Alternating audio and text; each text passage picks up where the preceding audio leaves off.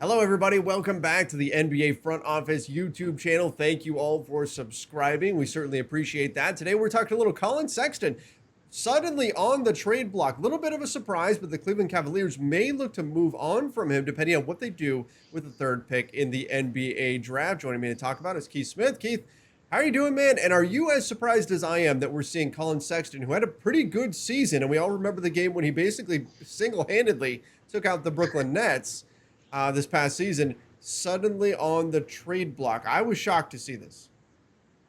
Yeah, I'm not as Okay. surprised. I think this is a matter of they moved up in the lottery Yeah. into range to get one of those top guards. So we're all expecting Cade Cunningham is going to go first to the Pistons. Then the intrigue starts at number two with the Houston Rockets. Do they go with one of the guards, Jalen Suggs or Jalen Green, or do they go with the big man Evan Mobley? There's a lot of talk that maybe Evan Mobley is the guy they go with, but either way that could, let's say that's the way it plays out, Cleveland is going to be left with Suggs or Green. And this is a team that just drafted Isaac Okoro last year. He spent the vast majority of this season playing at the three, but he's probably more of a two than he is a three. And then would give you Okoro drafted last year, Suggs or Green this year. Then you've got the two holdover, you still young guards, Darius Garland and Collin Sexton.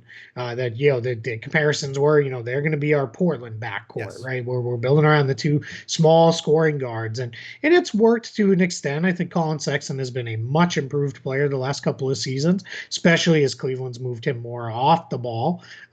Garland has become more their primary ball handler, guy who sets the offense and those kind of things when he's healthy. But that's why I think this is now out there is they're going to look to see, or what can we do with Collin Sexton? What can that get us?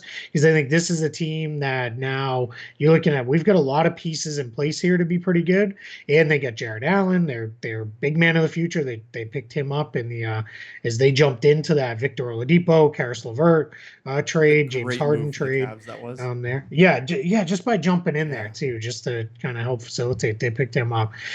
So that's really good for them. So yeah, maybe it's one of those things where our Sexton can maybe get us that guy at the four. Now all of a sudden we're really looking like we're set up for the future. So we'll see. So that was a very long answer to your short question of am I Well, surprised? I do want to let's flip this around a little bit because right now I'm seeing all over social media fans of a lot of different teams saying, "Oh, player A and B and a pick or something for Collin Sexton." Right? They're all putting together their hypothetical trade packages from the perspective of their own teams. Let's flip it from the Cavs' perspective. You mentioned a four. What would it take for them to part with Collin Sexton? What is that value like around the NBA? Like what should we be expecting as far as a return goes? Sure, yeah. So there's a couple ways you can approach this, right? If you're the Cavs, you can look at it as either Sexton or that number three pick Huh? could be used as a sweetener to get off of Kevin Love's deal, Sure. right? If you want to look at it that way. Now, that's strictly as, hey, we're putting them in there to shed love and move on and create all kinds of flexibility for ourselves moving forward. Or what they could look at it as, all right, Love's sticking here. We're not doing anything with that, but we still need a younger big. So I think what you're looking at if you're going to trade Sexton, you're looking at a team that really needs a point guard and maybe has an extra big man that you could look at and say, all right, we need that, there's a match here because we need what you don't have, or I guess we need what you have, and we have what you don't have. So, could you go to the Knicks and say, hey, what about Obi Toppin?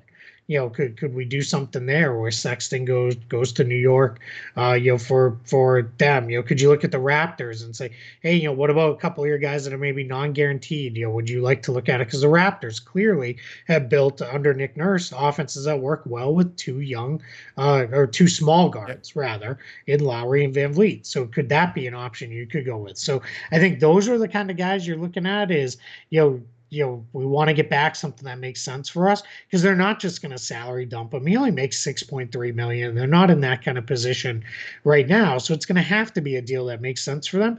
Otherwise, they'll make the draft pick and then they'll just kind of let it all sort itself out and figure it out as it goes. Because the other thing is, it's not like Darius Garland's had the greatest track No. record of health thus far in his career, so that could also be a concern as well. This is one of those situations where the rookie contract is almost a hindrance. As great as it is to have a player player that's talented on your roster for only $6 million, it means you have to stack contracts in order to get a talented player Yep. back in most cases, unless you're getting another guy that's also on a rookie contract. So that can be a little bit of a hurdle to clear.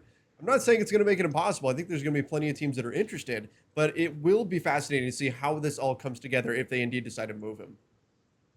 Yeah, I think the other thing you have to factor in too is this is his last year on that rookie scale contract. So he's going to be up for an extension this offseason, or he'll hit restricted free agency next summer.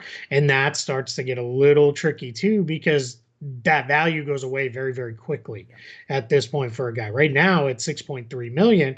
This is a guy you look at and say, yeah, this is, great value for what we can get here. But when that turns into 15 plus million, that all of a sudden is not as good a value as you think you might have had, when it was only 6.3. So that's where it starts to turn pretty quickly, unless you really feel like, hey, this is the guy to put us up and over the top. It's even been thrown out. One other thing that's been suggested is, what if they linked up with Philadelphia and said, hey, we're the ones who will take on Ben Simmons. Now that's going to have to include Philly taking back probably Kevin Love, because I know some Philly fans that I know have already said, well, what about Larry Nance and all these things? I'm like, then it's tilted too far in your direction on that. But yeah, if they wanted to do that, that gets, maybe kind of a little interesting there. I've got other places I'd rather see Simmons land before Cleveland. Nothing against Cleveland. I think just the fit is better for him in those teams. But that is something we could see happen as well. Yeah, that would certainly be interesting. And for a Cavs team that's looking to make a push this next season, maybe it's something that's worth exploring. But regardless, we did our video yesterday breaking down some of the guys we expect to be at the very least on the trade block, if not traded this coming summer, which we expect to be a summer of trades because of the lack of free agents that are out there. I think we've got another one to add to the list here in Collin Sexton. I agree. Yeah, I think that there's a very good chance that he moves. I don't know that it'll be by the draft. This might be one of those ones that's drags in or something. But yeah, another one to a list that I think might get pretty long by the time we're finally all is said and done. We're to the actual time when moves can be made.